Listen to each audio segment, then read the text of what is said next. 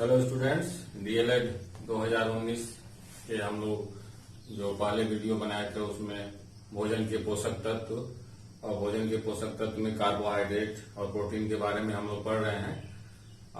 पढ़ लिए हैं। आज हम लोग फैट या वसा के बारे में पढ़ेंगे। तो फैट या वसा, जिसको लिपिड भी कहते हैं, एक्चुअली जो साइंटिफिक टर्म है लिपिड है। लिपिड का ही एक कंपोनेंट है फैट, और इसको हिंदी में बोलते हैं वसा।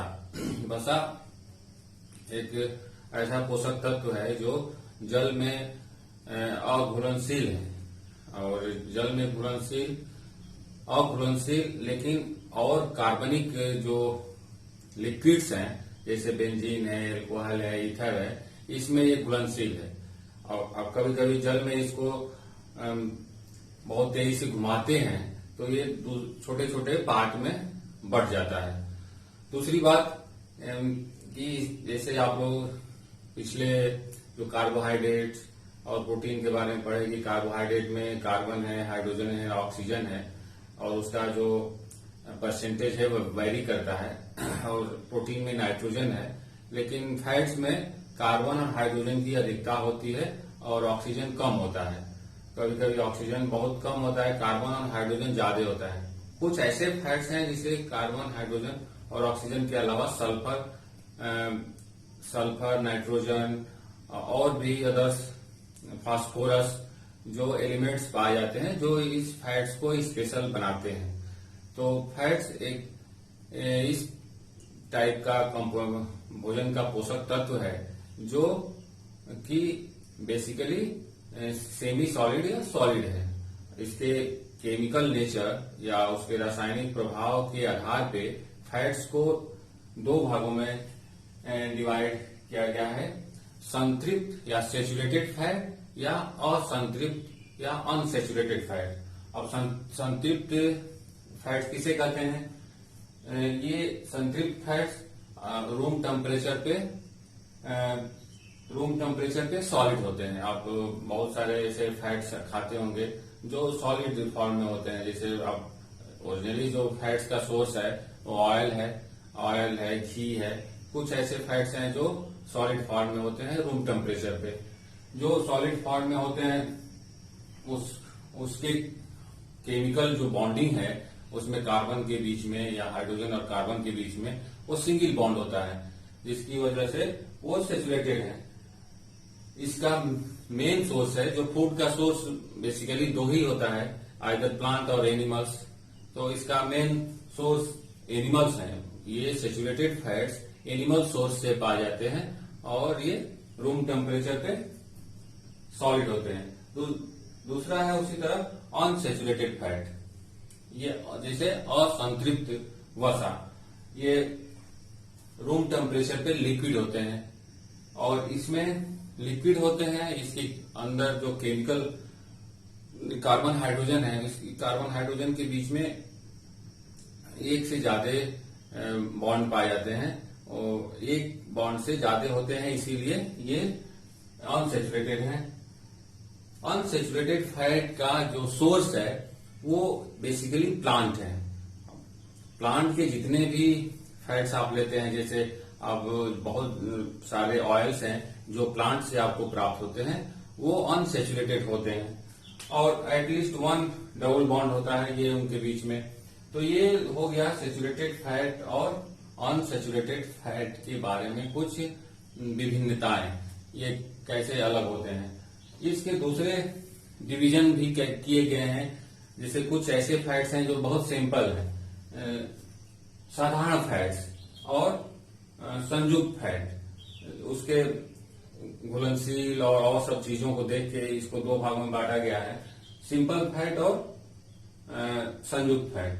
सिंपल फैट में कार्बन, हाइड्रोजन और ऑक्सीजन होता है, ये तीन एलिमेंट्स पाए जाते हैं। और जब ये सिंपल फैट ब्रेक होते हैं, जैसे आप लोग डाइजेशन वाले चैप्टर में पढ़े हैं कि फैट अगर ब्रेक होता है तो फैटी एसिड और ग्लिसरॉल में कन्वर्ट हो जाता है। तो उसी तरह सिंपल फैटी एसिड और ग्लिसरॉल इसका एक एग्जाम्पल है। अब इससे ब्रेक और ऑक्सीडेशन होता है तो वो एनर्जी में कन्वर्ट होता है। कंपाउंड फैट सिंपल फैट में कार्बन, हाइड्रोजन और ऑक्सीजन प्रेजेंट होता है। कंपाउंड फैट में कार्बन, हाइड्रोजन और ऑक्सीजन के अलावा भी दूसरे एलिमेंट्स होते हैं। उस दूसरे एलिमेंट्स में कोई भी हो सकता है, फास्फोरस हो सकता है, सल्फर हो सकता है, नाइट्रोजन हो सकता है। तो ये कंपाउंड फैट्स के, सिंपल फैट के जैसे एग्जांपल है, उसी तरह कंपाउंड फैट्स के फॉस्फोलिपिड है, फॉस्फोग्लिसराइड्स है। ये जब ब्रेक होते हैं तो वो फैटी एसिड और ग्लिसरॉल में न टूट के दूसरे दूसरे फॉर्म में, जैसे फास्फोरस एलिमेंट्स ब्रेक होता है, फिर ग्लिसराइड में चेंज होता है। तो ये हो गया फैट्स के बारे में कुछ सामान्य जानकारियां। इसके अलावा हम आज ये देखते हैं कि जो हम लोग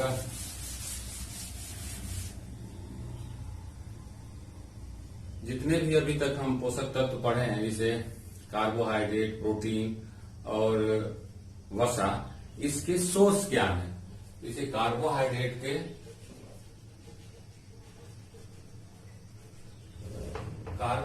का सबसे सोर्स मीन्स कहां से हमको मिलते हैं, किस फूड में सबसे ज्यादा कार्बोहाइड्रेट मिलता है। सबसे पहले इसका सोर्स है वीट, राइस, ये सब इसके रिच सोर्स हैं।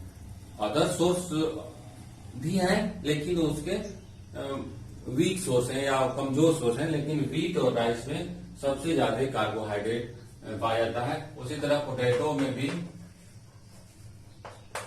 पोटैटो में भी ज्यादा मात्रा में पाया जाता है, क्योंकि पोटैटो एक फूड स्टोरेशन फॉर्म है फूड का प्लांट में, और उसकी वजह से वो स्टार्च उसमें स्टोर करता है। और ये भी वीट और राइस, ये भी एक स्टार्च, एक कार्बोहाइड्रेट है, वो सभी इसमें स्टोर रहते हैं कार्बोहाइड्रेट। ये सभी में एक स्टार्च है, स्टार्च एक कार्बोहाइड्रेट है,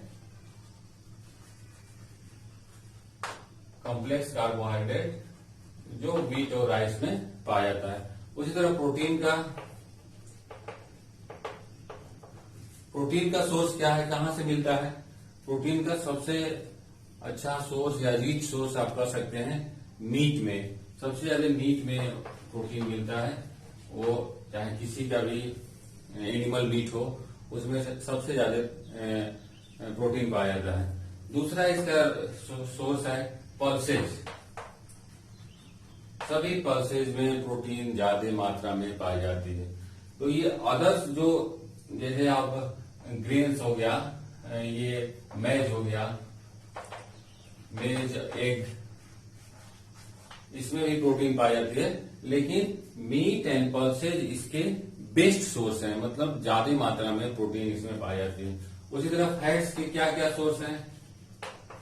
फैट्स के अभी आप पढ़े कि सैचुरेटेड फैट और अनसैचुरेटेड फैट, ये दोनों में पाया जाता है, एनिमल्स और प्लांट में। क्योंकि बहुत सारे ऑयल्स हैं जो वेजिटेबल ऑयल्स हैं, जो आपको किचन में प्रयोग होते हैं, वेजिटेबल्स ऑयल्स, वो सब सारे फैट्स के ही एक सोर्स हैं।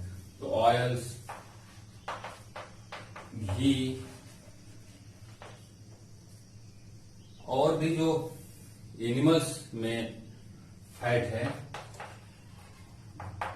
क्योंकि फैट एक ऐसा फूड कंपोनेंट है, जब भी कभी फूड आप ज्यादा लेते हैं तो टेम्पोररी रूप से वो कार्बोहाइड्रेट के रूप में स्टोर होता है।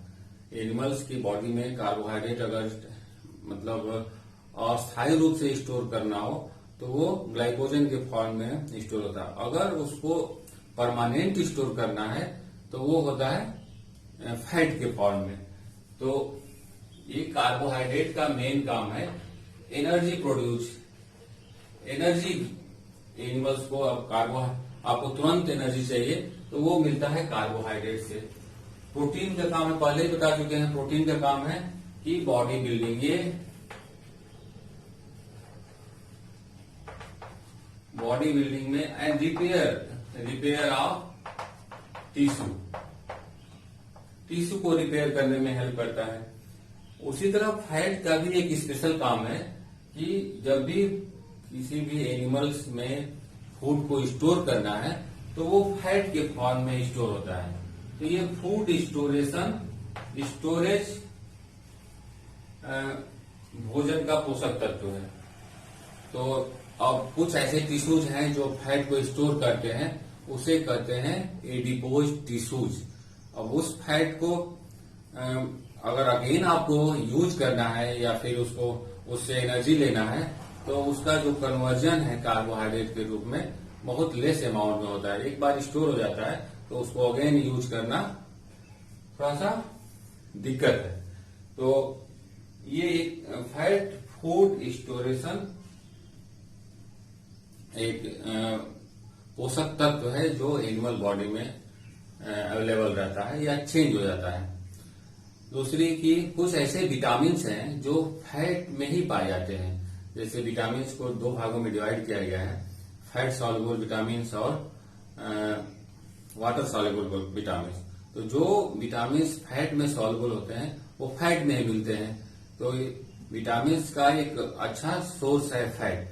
तो कभी आप फैट लेते हैं तो उसमें विटामिन ए और डी जो फैट सॉल्युबल विटामिन है वो उसमें ऑलरेडी सॉल्युबल होते हैं, और जब आप भोजन उसमें लेते हैं तो ए और डी आसानी से अवेलेबल हो जाते हैं, आपको मिल जाते हैं। तो ये हो गया फैट्स, प्रोटीन और कार्बोहाइड्रेट्स के बारे में जो भोजन के मुख्य पोषक तत्व हैं। अगले क्लास में हम लोग पढ़ेंगे विटामिन के बारे में। विटामिन एक भोजन का मुख्य पोषक तत्व है जो बहुत स्मॉल अमाउंट में जरूरी लिया जाता है, लेकिन वो आपके बॉडी को सही से कार्य करने में एक प्रमुख रोल अदा करता है। और उसके जो डिफिशियंसी या आप भोजन में अगर विटामिन की कमी हो गई तो उससे बहुत सारे डिजीज या नॉर्मलिटीज अपीयर हो सकती है आपकी बॉडी में। तो अगले क्लास में हम लोग विटामिन के बारे में पढ़ेंगे। आज के लिए इतना है। Thank you.